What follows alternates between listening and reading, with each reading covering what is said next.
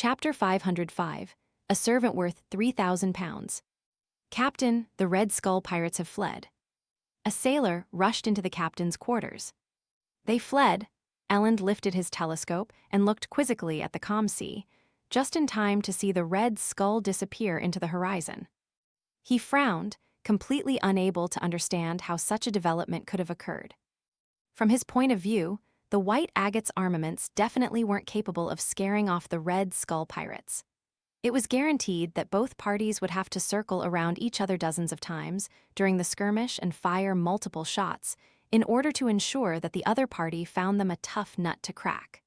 Without daring to engage in a prolonged, they would then rationally choose to retreat. Could it be that the Red Skull was just passing by and had no intention of plundering us? However, if they weren't here to plunder, why would they enter this sea route? This is the easiest place to be stopped by the naval fleet and the church's ships. Even the 4 kings and 7 admirals would still try their best to keep a low profile when they pass by the surrounding seas. Elend was filled with doubts, and he felt that things weren't that simple. Being careful keeps one away from disaster. I mustn't be carelessness. Elend put away his yellow-brown telescope and paced back and forth. He half raised his hand and said to the navigator, "We shall dock at Banzi Harbor tonight. Report our encounter with the pirates to the Navy and the church." According to their usual plan, the next stop for the White Agate would be the Tiana port, and it would probably take 3 days at 13 knots to reach it. From Tiana port, it would finally reach the capital of the Rorstad archipelago, the city of generosity, Bayam. And there was a faster way to sail from Pritz Harbor to Bayam, which was to stop only once in the middle of the voyage, at Banzi Harbor, about 120 nautical miles from Daymir Harbor. The Red Skull really left. Donna's father, Erdy Branch, walked to the window and looked out into the distance. Cleves calmly nodded and said, "Yes." Just as he finished his sentence, a sailor's shout sounded from outside. "The danger has been averted. The danger has been averted." Upon receiving official confirmation, Donna and Denton finally relaxed and had the courage to approach the window and look outside. Are the Red Skull pirates that powerful? Donna's eyes widened as she searched for a ship that had already gone far away. "Very powerful," Cleves gave his answer. "How powerful are they?" Denton immediately pressed. On the other side, the bodyguard Teague straightened his hair and chuckled. "Even if we don't include the cannons and hundreds of pirates on the ship, just Captain Johnson and the first mate Anderson are extremely powerful on their own. Anderson's nickname is One-Eyed. The bounty reward for him in the kingdom is 500 pounds. All of us in this room added together with the help of a few sailors, might be able to defeat him in battle. As for Johnson, who's nicknamed Sea Wolf, he can easily finish such an opponent. If he were to board the ship, no one would be able to stop him. His bounty is worth 900 pounds, nearly 1,000 pounds. Is that a lot? Donna was surprised at the potency of Sea Wolf and One-Eyed, as well as their bounty. In her memory, her father earned a total of 1,500 a year. A lot. This is a reward that they or their heads could directly be exchanged for. The items they have on them and the things they've plundered will also belong to you. The kingdom will buy it at the market price, and you will still have the chance to obtain the bounties from other countries, Cecile explained. On the sea, pirates with a bounty of more than 300 pounds are rather powerful. For those who are close to or above 1,000 pounds, they'll be rather famous in the sea they plow. And I mean vast sea expanses like the Sanya Sea or the Fog Sea. Therefore, the 4 kings and 7 admirals are considered famous throughout the 5 seas, Donna innocently asked. Cleves replied seriously, "Yes." In that case, are the Red Skull pirates very famous in the entire Sanya Sea? Donna asked with concise logic. "Yes," Teague nodded. "But why did they flee?" Donna blinked. It might not have been them fleeing. Cecile didn't know the reason either. Cleves looked out the window again as he knitted his brows. Maybe there's another reason. Maybe they had no plans to plunder us at all. They just came across us. Other reasons? Donna suddenly had a guess. Could it be Uncle Sparrow's tall as a house, gentle messenger that scared them away? Yeah, it's really scary. Donna's mind bubbled like boiling water. She turned her head excitedly and looked down to realize her brother's eyes were shining as well. The two of them pursed their lips and immediately realized that their thoughts were the same. Let's go out and get some air on this level. Donna found a reason to drag her brother out of room 305. Outside, Denton said in a suppressed voice, "Are we going to find Uncle Sparrow?" "Exactly," Donna smiled with a spirited look. "I saw him enter room 312. Inside room 312. Blazing Danitz, who no longer mentioned Vice Admiral Iceberg, looked at the red skull which had turned its bow around and hissed with laughter.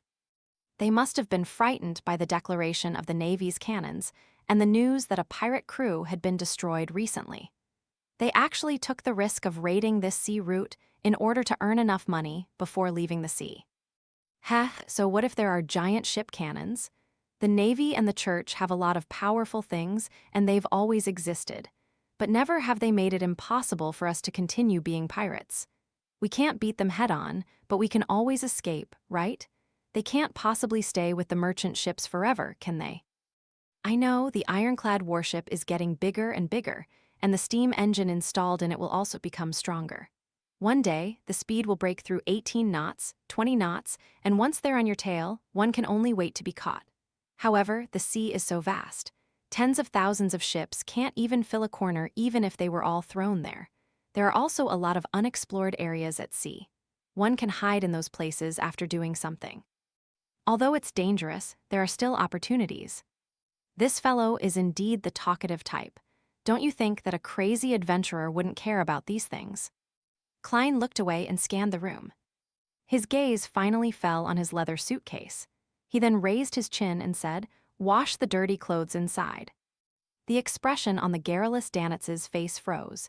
He yearned to burn the entire ship down. He felt that his anger was like gushing steam that had lifted the gate of reason. Danitz opened his mouth and took a breath before repeating it again. His flushed face softened as he asked without a smile on his face, "Is that all?" "Only the dirty ones. The coat just needs to be brushed." Klein was almost amused by the man's show of anger, and he felt that this was what Danitz deserved from robbing the innocent. The clothes in his suitcase were the ones he changed out of last night after a shower. As he felt a little lazy, he had only washed his underwear. "Calm down, don't lose control. Calm down, don't lose control." After admonishing himself several times, Danitz walked over to Jayaman Sparrow's suitcase, opened it, and took out the clothes that needed cleaning. Just as he was getting busy in the bathroom, he heard the doorbell jingle. Klein opened the door to find Donna and Denton. "Uncle Sparrow, I hope I didn't disturb you." Donna's eyes darted left and right. "No," Klein stepped aside. The two little fellows entered the room and were surprised to see Danitz doing the laundry. "Where are the servants?" Denton asked subconsciously. "Didn't bring them along," Klein answered for Danitz. Donna asked in apparent confusion, "But there are laundresses attached to first-class cabins. They're charged by the barrel." Before she could finish, Danitz froze. He had been so angry that he had forgotten about it. Danitz shook the water from his hand, turned, and forced a smile at Jayaman Sparrow. "Can I hire the laundresses for help?" Klein didn't insist on seeing the pirate make a fool of himself, so he smiled and said, "I only care about the results." "Phew." Danitz heaved a sigh of relief. Their back-and-forth question and answer exchange made Donna realize that something was wrong. The young lady asked in suspicion, "Uncle Sparrow, aren't you two friends? Why does he look different from before?" Klein found a chair and sat down. Without hiding anything, he calmly said, "To be exact, he's my prisoner of war." Prisoner of war? Denton looked around in a daze, not remembering when the two uncles had a conflict. At first, Donna was puzzled, but then her heart skipped a beat. She cheerfully asked, Is he a pirate?" "Yeah," Klein nodded gently. "The Red Skull pirates were also scared off by you, Uncle Sparrow." Donna pressed in excitement. Klein shot a glance at Danitz and replied without an expression, "In a way." Having all her questions answered, Donna felt abnormally pleased. She glanced at Danitz and unknowingly lowered her voice. "Uncle Sparrow, does he have a name? No, does he have a bounty on him?" "No, I mustn't let anyone know of what happened to me." Danitz opened his mouth in a bid to answer before Klein. "I'm Sieg." At this moment, Klein said with a fleeting voice, "Danitz." Danitz, Donna and Denton looked at each other without asking any more questions. The siblings didn't stay long and soon took their leave. They kept feeling that the pirates' eyes were fierce. When they returned to room 305, they saw that her father and Uncle Cleves were still in the midst of their discussion. Donna deliberately interjected innocently with a question. "A lot of people were talking about pirates just now. Someone mentioned Danitz. Is he very powerful?" "Danitz, Blazing Danitz. He's Vice Admiral Iceberg's subordinate, the fourth bosun of the Golden Dream," Cleves answered simply. Upon saying this, he suddenly turned silent as he retracted his gaze, seemingly in recall. "A pirate admiral's subordinate?" Donna pressed out of curiously, "How much is his bounty?" Cleves returned to normal and said in a deep voice, £3,000. 3,000 pounds. Donna and Denton opened their mouths, little by little, almost forgetting to close them. "The captain of the Red Skull Pirates only has a bounty of £900, but the man who looks like a servant is worth £3,000. The siblings looked at each other, unable to utter a single word. At 6 p.m., the White Agate entered a harbor again. Banzi Harbor, Elland is very cautious. Danitz stood by the window, looking out at the darkened harbor and the tall lighthouse. Without waiting for Klein's response, he laughed and said, "It seems like there are some nasty legends here."